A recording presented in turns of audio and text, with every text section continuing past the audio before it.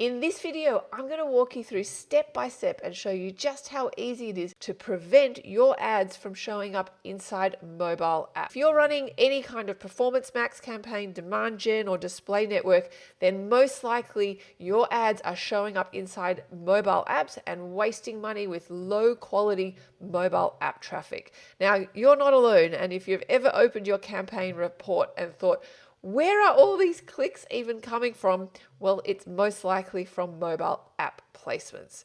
But the good news is that there's a really easy fix that you could instantly do to stop this bleeding of money and get your ads to show up exactly where you want them to, which is where it makes money.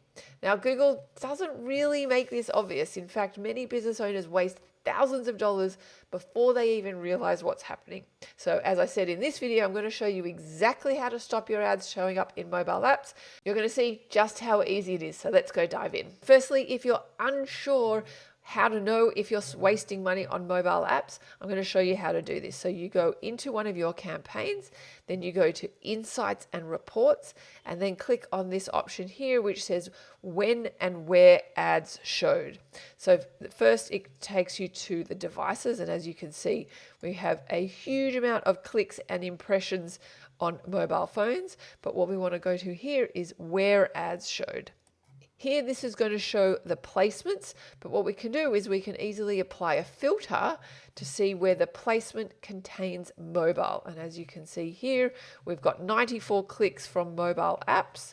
And scrolling across here, it hasn't cost a huge amount of money yet, but if we didn't change this, this would continually to incur costs, and we don't want to be wasting money on these mobile apps. So let's go through now how to fix this. So we're going to go to the Tools menu, and then go to Content Suitability.